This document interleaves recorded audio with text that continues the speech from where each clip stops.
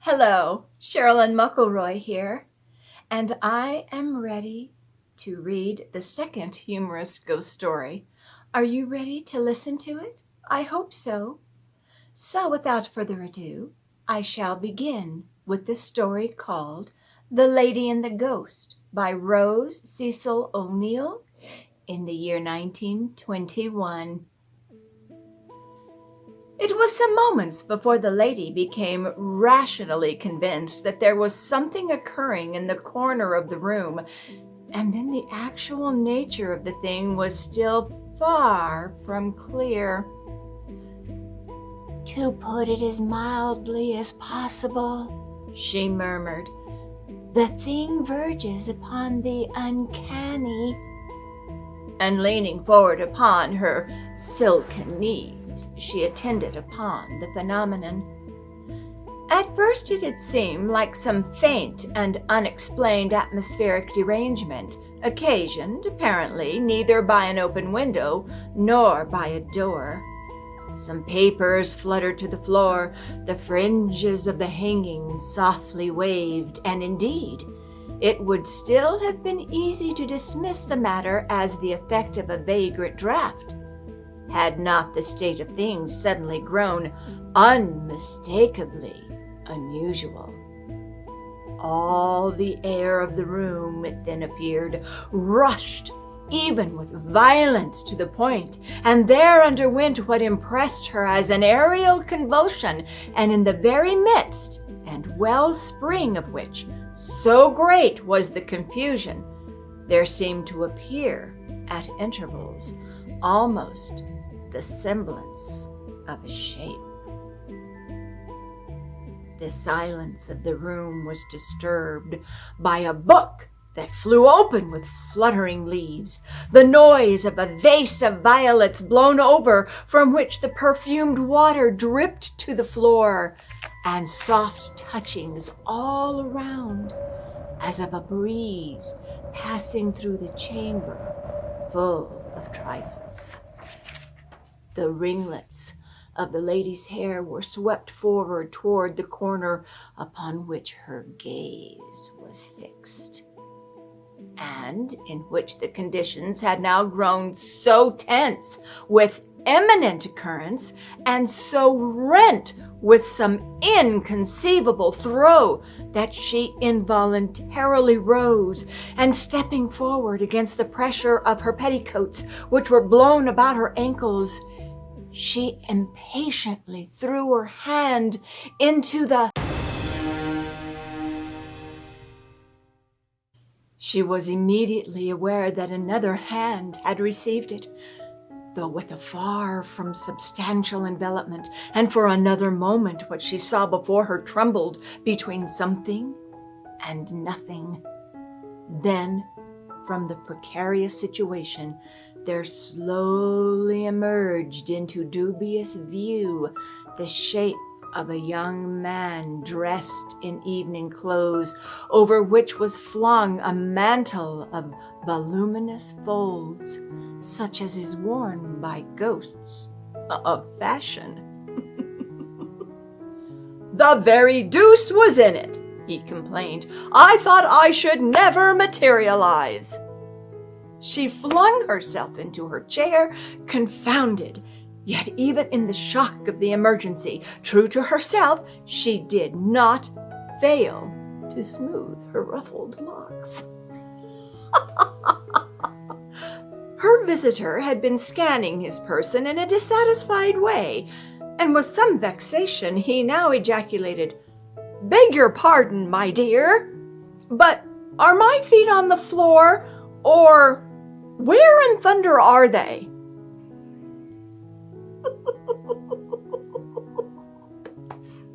It was with a tone of reassurance that she confessed that his patent leathers were the trivial matter of 2 or 3 inches from the rug, whereupon, with still another effort, he brought himself down until his feet rested decently upon the floor. It was only when he walked about to examine the bric-a-brac that a suspicious lightness was discernible in his tread. When he had composed himself by the survey, effecting it with an air of great insouciance, which however failed to conceal the fact that his heart was beating somewhat wildly, he approached the lady. "Well, here we are again, my love," he cried, and devoured her hands with ghostly kisses. "It seems an eternity that I've been struggling back to you through the outer void and what-not. Sometimes, I confess, I all but despaired. Life is not, I assure you, all beer and skittles for the disembodied." He drew a long breath, and his gaze upon her and the entire chamber seemed to envelop all and cherish it. Little room, and so you are thus. Do you know," he continued with vivacity, "I have wondered about it in the grave, and I could hardly sleep for this place unpenetrated. Hi-ho! What a lot of things we leave undone. I dashed this off at the time, the literary passion strong in me, thus. Now when all is done, and I lie so low, I cannot sleep for this, my only care.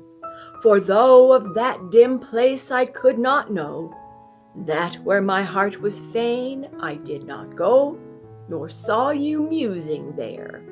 Ha ha! Well, well, these things irk a ghost so. Naturally, as soon as possible I made my way back, to be satisfied that you were still mine." He bent a piercing look upon her. "I observe by the calendar on your writing desk that some years have elapsed since I expired," he added with a faint blush. "It appears that the matter of their dissolution is, in conversation, rather kept in the background by well-bred ghosts. Ho-ho! How time does fly! You'll be joining me soon, my dear." She drew herself splendidly up, and he was aware of her beauty in the full of its tenacious excellence, of the delicate insolence of life looking upon death, of the fact that she had forgotten him. He rose and confronted this, his trembling hands thrust into his pockets, then turned away to hide the dismay of his countenance. He was, however, a spectre of considerable spirit, and in a jiffy he met the occasion. To her blank, indignant gaze, he drew a card from his case, and taking a pencil from the secretary, wrote beneath the name, "Quiet to the breast wheresoe'er it be, that gave an hour's rest to the heart of me. Quiet to the breast till it lieth dead, and the heart be clay where I visited. Quiet to the breast, though forgetting quite the guest it sheltered once. To the heart, good night." Handing her the card, he bowed, and, through force of habit, turned to the door, forgetting that his ghostly pressure would not turn the knob. As the door did not open, with a sigh of recollection for his spiritual condition, he prepared to disappear, casting one last look at the faithless lady. She was still looking at the card in her hand, and the tears ran down her face. "She has remembered," he reflected. "How courteous." For a moment it seemed he could contain his disappointment, discreetly removing himself now at what he felt was the vanishing point, with the customary reticence of the dead, but feeling overcame him. In an instant, he had her in his arms and was pouring out his love, his reproaches, the story of his longing, his doubts, his discontent, and the desperate journey back to earth for a sight of her. And "Ah!" cried he, "picture my agony at finding that you had forgotten. And yet I surmised it in the gloom. I divined it by the restlessness and my despair. Perhaps some lines that occurred to me will suggest the thing to you. You recall my old knack for versification?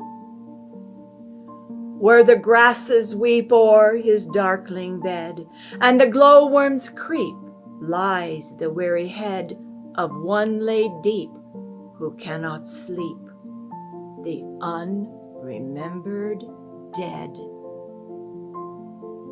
Took a chair beside her and spoke of their old love for each other, of his fealty through all transmutations, incidentally of her beauty, of her cruelty, of the light of her face which had illumined his darksome way to her, and of a lot of other things, and the lady bowed her head and wept. The hours of the night passed thus. The moon waned, and a pallor began to tinge the dusky cheek of the east, but the eloquence of the visitor still flowed on, and the lady had his misty hands clasped to her reawakened bosom. At last a suspicion of rosiness touched the curtain. He abruptly rose. "I cannot hold out against the morning," he said. "It is time all good ghosts were in bed." But she threw herself on her knees before him, clasping his ethereal waist with a despairing embrace. "Oh, do not leave me," she cried, "or my love will kill me." He bent eagerly above her. "Say it again. Convince me." "I love you," she cried again and again and again, and with such anguish of sincerity as would convince the most skeptical specter that ever revisited the glimpses of the moon. "You will forget again," he said. "I shall never forget," she cried.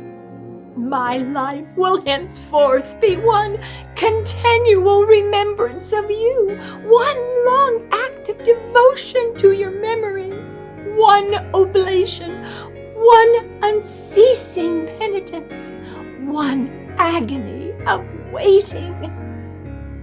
He lifted her face and saw that it was true. "Well," said he, gracefully wrapping his cloak about him, "well, now I shall have a little peace." He kissed her with a certain jaunty grace upon her hair and prepared to dissolve while he lightly tapped a tattoo upon his leg with the dove-colored gloves he carried. "Goodbye, my dear," he said. "Henceforth I shall sleep o' nights. My heart is quite at rest." "But mine is breaking," she wailed, madly trying once more to clasp his vanishing form. He threw her a kiss from his misty fingertips, and all that remained with her, besides her broken heart, was a faint disturbance of the air. The end. Wasn't that delightful? I love this story. It is so comical, where you have two people, one dead, one alive, coming together, speaking of love, or only one to know that the other has forgotten. How sad. Yet how funny. Anyway, I hope you enjoyed it. And until I read another of the humorous ghost stories, I bid you good day.